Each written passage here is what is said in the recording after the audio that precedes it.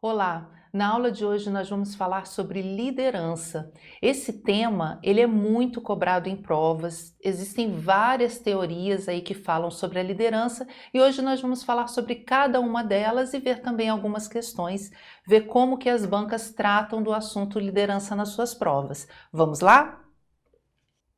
Aqui nós vamos ter um conceito do professor Maximiano que ele vai dizer que a liderança é a realização de uma meta por meio da direção de colaboradores humanos e que o homem que comanda com sucesso seus colaboradores para alcançar finalidades é chamado então de líder.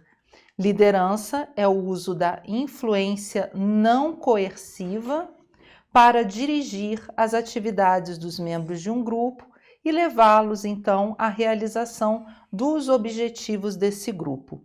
E aí nós vamos voltar um pouquinho lá nas funções administrativas, porque a liderança ela está relacionada com a função administrativa da direção, né? Então lembrando, nós vamos ter o planejamento, a organização, a direção e o controle.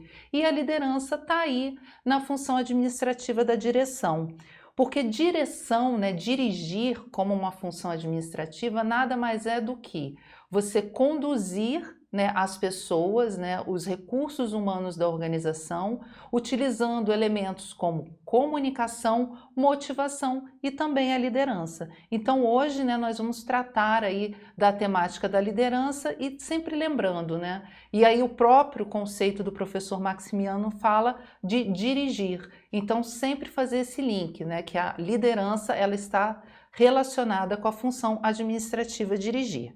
Então aqui, né, só para a gente lembrar das funções, o famoso PODC. Então aqui quando a gente fala de liderança, nós estamos falando da função administrativa da direção, que, como nós falamos, vai envolver comunicação, motivação e a própria liderança, que é o tema da aula de hoje. Certo? Então, caminhando aqui, nós vamos ver uma diferença muito importante, que é a liderança formal e a liderança informal. E aqui na gravura a gente já vê, né, que quando a gente fala de liderança formal, a gente está falando da chefia. E quando nós falamos da liderança informal, nós estamos falando da figura do líder. Então, a liderança ela é formal por quê? Né? Porque ela vai estar sendo exercida aí por alguém que faz parte da estrutura formal da organização. Então, no caso do chefe, né, que pode ser um gerente, um diretor, um supervisor, ele foi instituído formalmente para aquele cargo, né? Então ele faz parte da estrutura formal da organização. Então ele é uma liderança formal, tá? Então vamos colocar mais algumas características aqui da liderança formal, além de ser a estrutura formal também. Esse chefe, ele vai, né, exercer autoridade e também o poder. E tanto a autoridade quanto o poder são legítimos porque estão dentro da estrutura formal da organização. Então existe ali um estatuto, existe toda uma documentação que traz para essa liderança formal a legitimidade quanto à autoridade e o poder também.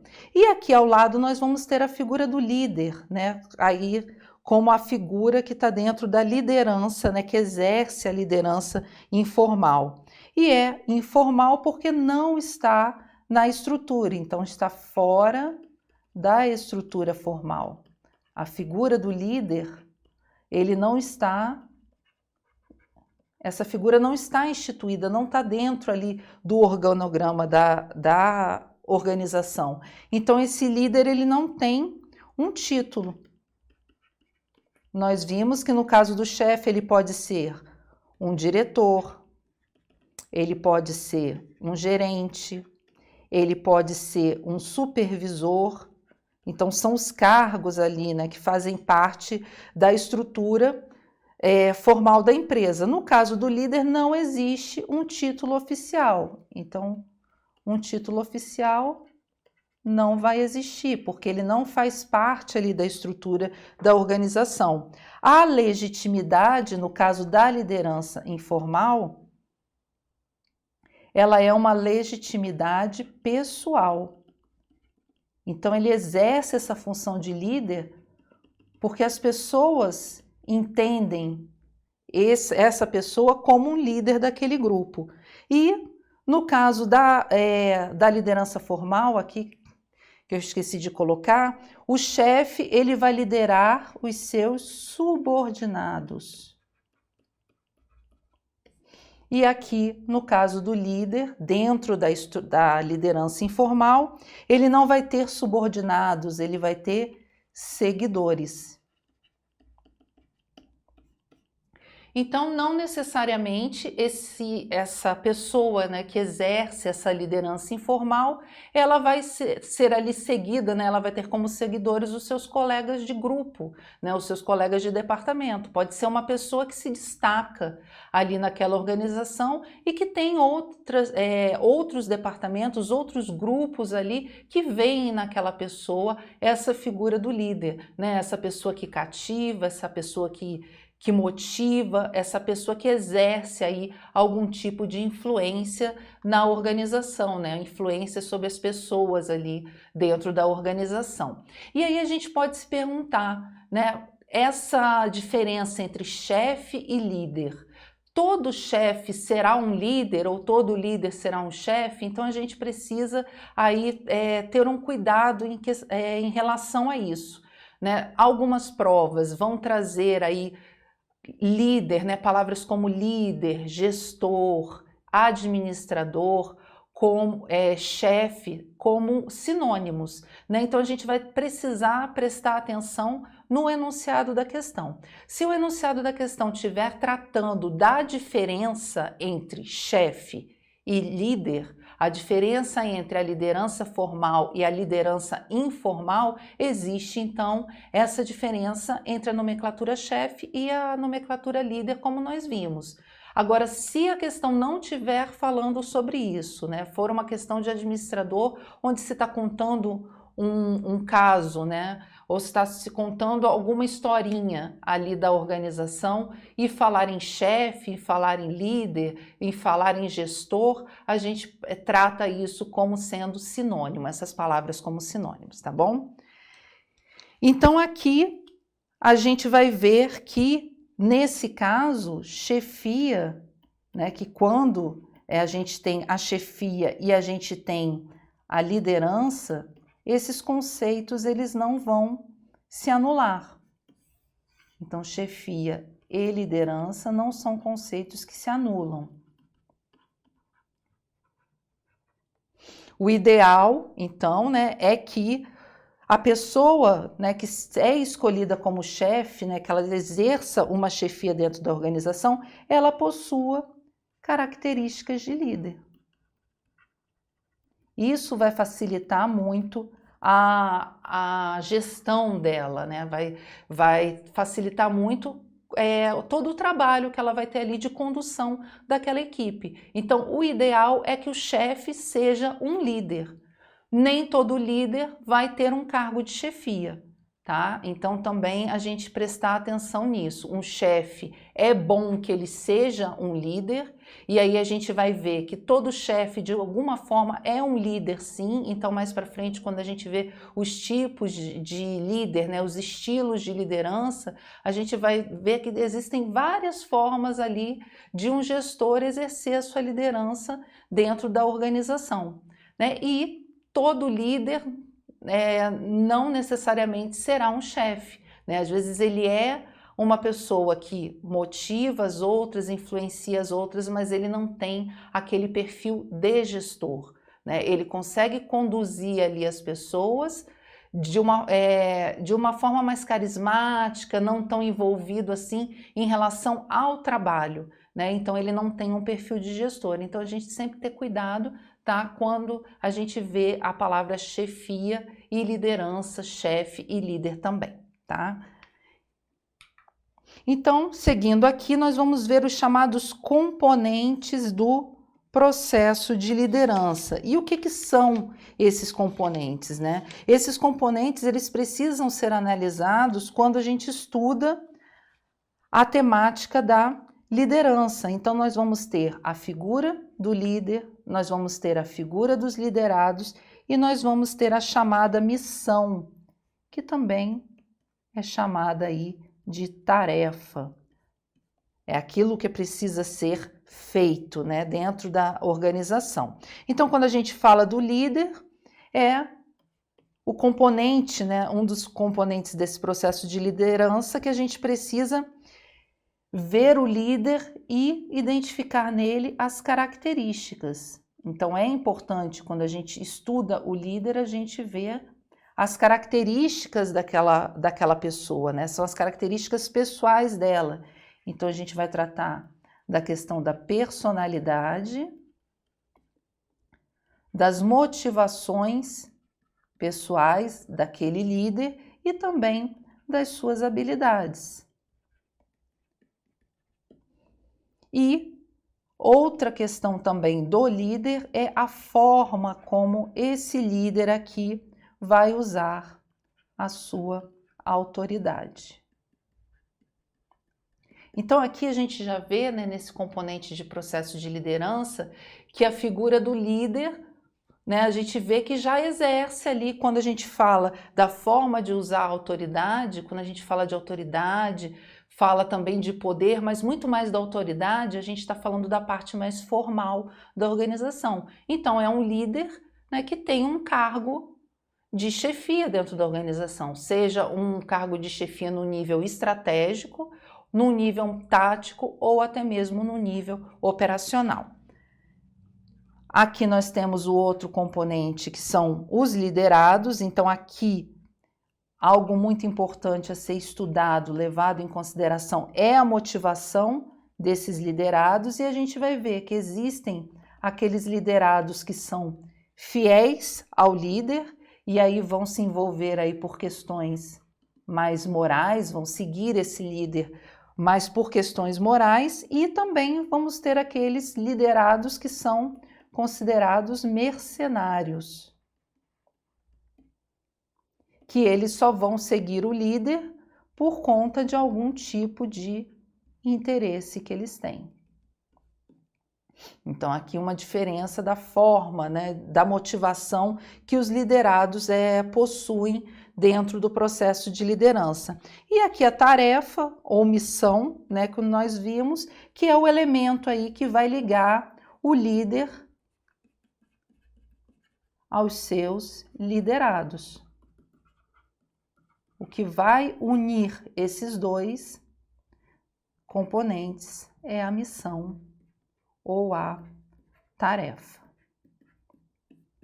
Não importa qual seja a missão, o líder é aquele que vai conduzir esses liderados. Se os liderados se identificarem com o líder, eles vão comprar aquela ideia de realizar aquela missão e realizar aquela tarefa. A motivação deles, a gente viu, pode ser porque eles são fiéis ao líder, então é por uma questão moral, né, porque eles acreditam naquilo que o líder está dizendo e que ele está falando, ou então a motivação é do tipo mercenário. Existe algum interesse aí desses liderados que não seja apenas a admiração, né, pela pessoa do líder ou pelo carisma que ele tem ali no momento que ele lidera aquele grupo.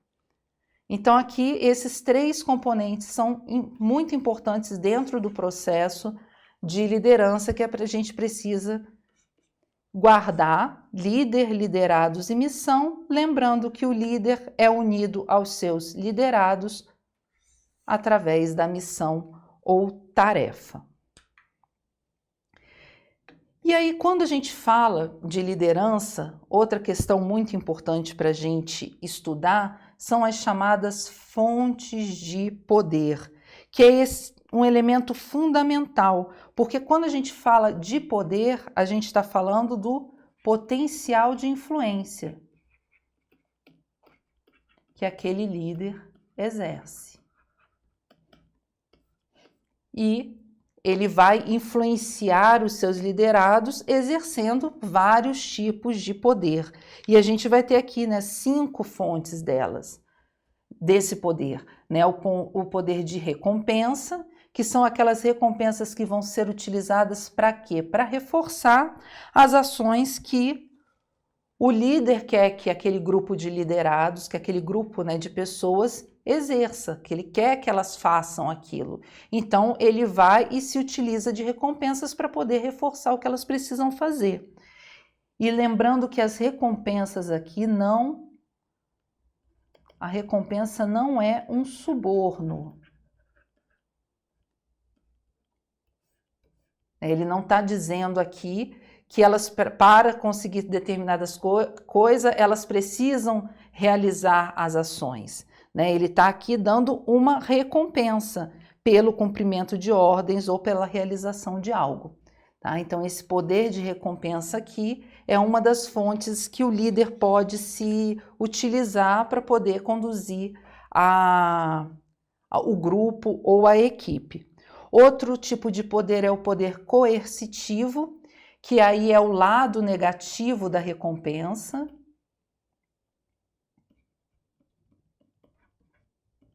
Que vai ser usado esse poder, então, para manter um padrão mínimo de desempenho ou então de conformidade. Quando a gente fala, né, desse lado negativo da recompensa, a gente está falando de punição. Algum tipo de punição, seja perder privilégios, perda de privilégios ou até mesmo uma possível demissão. Então, até agora a gente viu o poder de recompensa e o poder coercitivo para manter um padrão mínimo. É o mínimo exigido ali de desempenho ou de conformidade, porque se esse padrão mínimo ele não é alcançado, pode haver então uma punição em relação a isso, ao contrário do poder de recompensa, que se por acaso for feito, né, o que precisa ser feito, existe aí uma recompensa para reforçar essa ação desejada, para que ela continue acontecendo da forma que precisa. Um terceiro tipo de poder é o poder legítimo, que é decorrente aqui da posição hierárquica. Quando nós falamos de liderança formal, nós falamos da legitimidade existente em relação ao poder. Então, assim, é legítima a liderança formal porque está ali dentro de uma posição hierárquica e dentro da estrutura formal da organização. Aqui o poder de competência, que é exercido em razão do conhecimento, então a competência aqui está relacionada a essa influência que é exercida como um resultado de uma habilidade especial aí que o líder possui. E temos também o poder de referência, que é a identificação do indivíduo com o outro. Então, seja por motivos pessoais,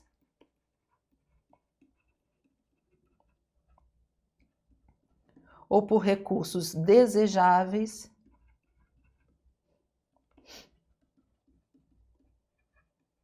o grupo se deixa, né, influenciar por esse poder de referência que o líder possui e que ele exerce ali diante daquele grupo.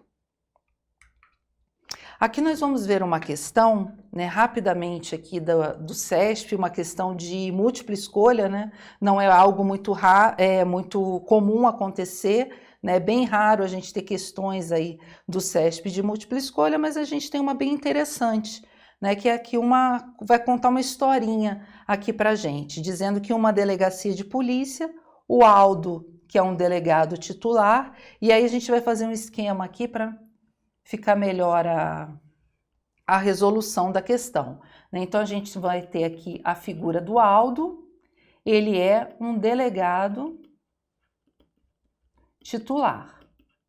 Então, aqui a gente já vê, Se ele é um delegado titular, ele possui o quê? Um poder legítimo.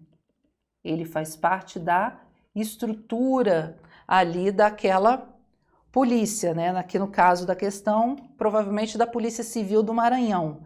Então, ao do delegado titular, então ele tem um poder legítimo. Então, o Aldo, ele sempre estimula a sua equipe para exercício do melhor trabalho. E a equipe, em contrapartida, respeita e considera o Aldo uma pessoa justa, de caráter admirável e com grandes qualidades éticas. Então, esse respeito que a equipe tem com o Aldo, né? A equipe tem esse respeito e isso traz para ele um poder de referência, como nós vimos no slide anterior. Então, aqui a gente já tem, ó, uma fotografia do que o Aldo possui de poder lá dentro da delegacia onde ele trabalha. Ele tem um poder legítimo, porque ele é um delegado titular, ele faz parte da estrutura formal ali da polícia, e a equipe respeita ele, né, por ele ser justo, ter um caráter admirável e possuir grandes qualidades éticas. Então, ele exerce um poder de referência dentro dessa delegacia. E aí o enunciado continua e vem falando que Paulo, agente de polícia da mesma delegacia, então a gente vai ter a figura do Paulo. No caso, o Paulo aqui é um agente, mas sendo um agente de polícia, ele também faz parte da estrutura e por isso ele também tem um poder legítimo. O Paulo aqui procura sempre cumprir com suas obrigações e isso requer que muitas vezes ele assuma o comando das equipes que são compostas por outros agentes de polícia, os quais, né, esses agentes, apesar de seguirem as orientações do Paulo por verem como um servidor com grande conhecimento acerca do serviço, não possuem uma grande admiração por ele, né? Então, diferente do Aldo, onde a equipe respeita e, no caso, ele exerce um poder de referência, o Paulo não é admirado ali pela equipe. As pessoas, né, respeitam ele por conta do grande conhecimento que ele tem. Então, quando a gente fala de conhecimento, a gente está falando do poder de competência.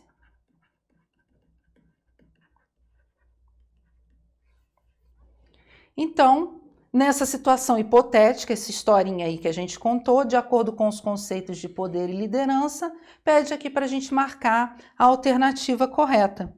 E aí a gente vem, né? E esse esquema que a gente montou aqui vai facilitar bastante na hora de responder. Letra A. Aldo representa, de acordo com o enunciado, os poderes de competência e de referência? E a gente viu que não, né? Ele exerce os poderes, o poder legítimo e sim o poder de referência. Então, a letra A, ela está errada. Letra B. Paulo apresenta os poderes de coerção e de referência. A gente viu que Paulo tem o poder legítimo e ele tem também o poder de competência. Então, não tem a ver com coerção e nem referência. Então, letra B também não responde o nosso enunciado. Na letra C, Paulo apresenta os poderes de coerção e de competência? Não, coerção não. A gente viu que o poder é legítimo. Daqui dessa alternativa, ele possui apenas o poder de competência. Na letra D, Aldo, que é o delegado titular, apresenta os poderes de recompensa e de competência? Não, ele tem o poder legítimo e tem também o poder de referência. Então, letra C não responde, letra D não responde, vai sobrar aqui para a gente a letra E. Aldo, que é o delegado titular, apresenta os poderes legítimo e de referência. Legítimo e de referência. Então a gente viu aqui, né, uma questão muito interessante e é muito legal, pelo menos particularmente eu gosto muito dessas questões que trazem casos, né, traz a teoria para uma realidade, né, trouxe ali para uma historinha do cotidiano. E aí a gente, com esse esquema que a gente montou aqui do lado, de acordo com os poderes e com o conceito de liderança, a gente conseguiu aí facilmente resolver a questão, tá? Então vamos continuar aqui. Falando agora dos tipos de dominação do Max Weber, né? O nosso famoso Weber aí, quem lembra do Weber lá da teoria da burocracia. Lá, né, ele trata, né, desses tipos de dominação. E como liderança é um poder de influência, né? Quando você lidera, você influencia as pessoas, essa influência, ela está relacionada, sim, à dominação. Ela está relacionada ao poder, ela está relacionada à autoridade. E aí a gente vai ter os tipos de dominação que foram classificados aqui pelo Weber, né? Muitos de vocês já devem ter visto aí essa matéria. Nós vamos ter a dominação tradicional, que esse tipo de dominação, ela traz a obediência por hábito e o comportamento, ele acontece pelo costume. Então, para Weber, toda dominação tradicional vai acabar levando ao patrimonialismo. Então, quando a gente estuda lá os modelos de gestão pública, a gente vai falar, né, do patrimonialismo, da burocracia e do gerencialismo. A gente lembra aqui da dominação tradicional, que, segundo Weber, toda dominação tradicional acaba levando ao patrimonialismo. Pronto. Outro tipo de dominação aqui é a dominação carismática, que é sustentada aí por essa crença nas qualidades extraordinárias dessas pessoas que são consideradas superiores. Então, podem ser qualidades naturais ou até mesmo sobrenaturais. E, por último, a dominação legal, que as regras formalmente definidas e aceitas é que são utilizadas nesse tipo de dominação. Então, as regras vão determinar aí a que e a quem se deve obedecer. E a dominação legal, ela acaba levando à burocracia. Então a gente vai ver ao longo do nosso estudo que a gente vai se deparar aí com estilos de liderança mais tradicionais, voltada aí para uma parte mais carismática, e a liderança com a base legal. E tudo isso tem o fundamento aqui nos tipos de dominação do Max Weber. E aqui a gente começa, né, as abordagens sobre liderança. Nós vamos ter como abordagens os traços de personalidade, os estilos de liderança e também a abordagem contingencial ou situacional.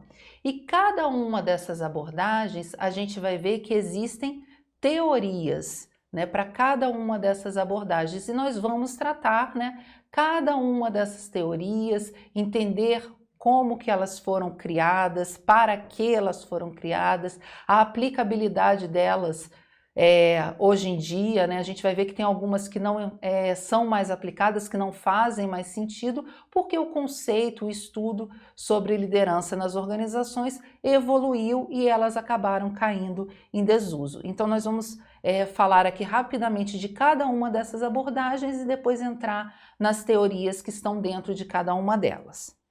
Então, voltando aqui aos traços de personalidade, vai tratar do que o líder é. O que o líder é. Então, quando a gente vê traços de personalidade, a gente vai saber que é o estudo do que o líder é, né? Qual é a personalidade dele? É uma primeira abordagem, ela apareceu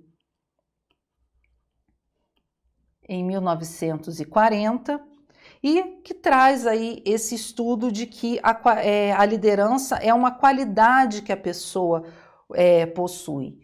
Então, os traços de personalidade, entendendo a liderança como traços de personalidade, é considerada como algo nato da pessoa.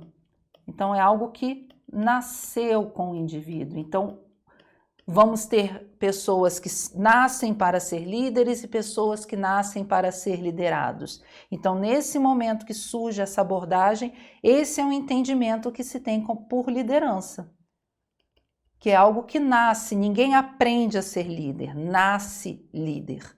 E aí a gente vai ver que ao longo do tempo, essa abordagem aqui já não vai fazer mais tanto sentido. E aí surgem os estilos de liderança, que vai mostrar e vai discutir o que o líder faz. Aqui começa-se a estudar mais a parte do comportamento do líder. Nesse momento, lá das teorias comportamentais. Então, o comportamento do líder aqui começa a ser estudado. Então, o foco vira o líder.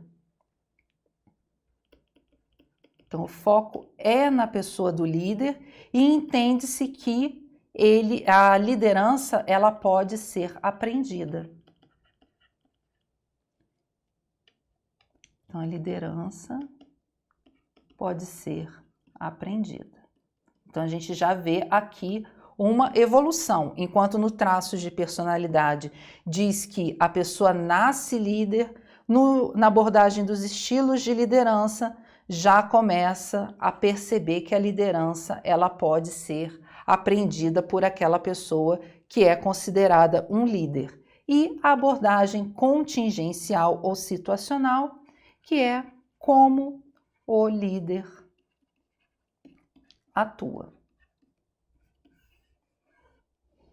Então, considera o comportamento também como no estilo de liderança, mas somada ao estudo do comportamento, nós vamos ter aqui o ambiente, a situação existente. Por isso, o nome de abordagem situacional ou contingencial.